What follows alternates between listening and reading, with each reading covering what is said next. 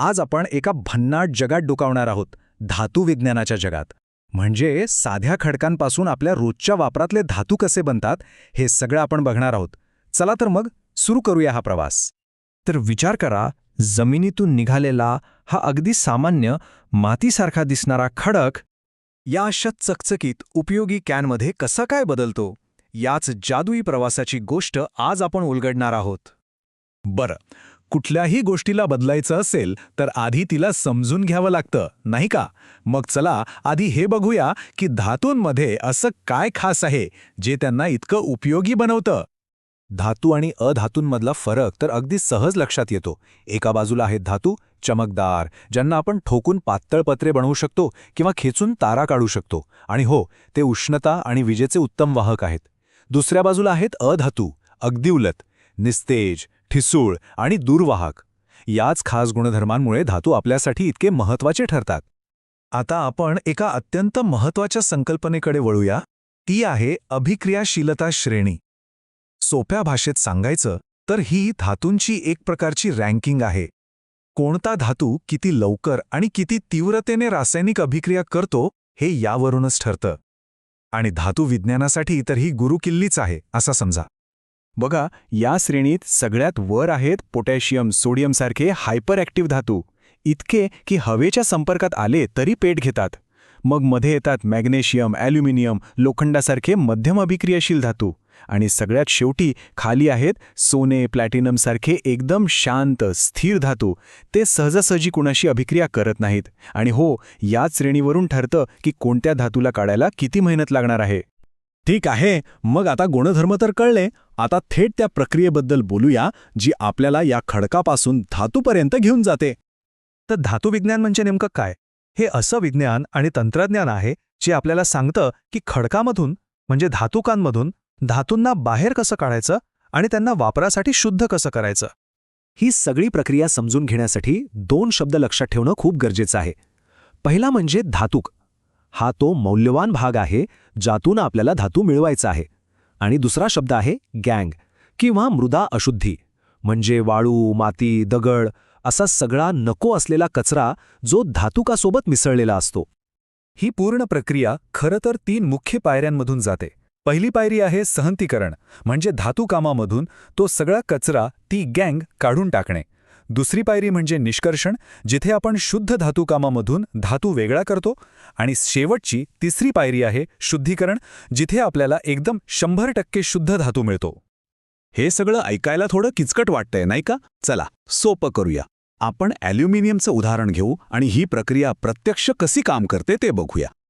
आपल्या घरातली ॲल्युमिनियमची भांडी किंवा फॉईल, याचा प्रवास सुरू होतो बॉक्साईट नावाच्या एका विशिष्ट खडकापासून. हेच ॲल्युमिनियमचं मुख्य धातूक आहे, म्हणजे आपला सगळा कच्चा माल याच बॉक्साईटमधून येतो. पण एक अडचण आहे. या बॉक्साईटमध्ये फक्त ॲल्युमिनियम नसतं, त्यात silica, ferric oxide, titanium oxide यांसारख्या अनेक अशुद्धी म्हणजेच गँग मिसळलेली असते. त्यामुळे आपलं पहिलं काम काय? बरोबर, या सगळ्या अशुद्धींना बाहेर काढणं. ॲल्युमिनियम मिळवण्याची प्रक्रिया मुख्यत्वे 2 भागांमध्ये विभागलेली आहे. पहिला भाग आहे निक्षालन किंवा लीचिंग. यात काय होतं तर रासायनिक प्रक्रिया वापरून बॉक्साईडमधल्या अशुद्धी काढून टाकल्या जातात आणि आपल्याला शुद्ध ॲल्युमिना मिळतो.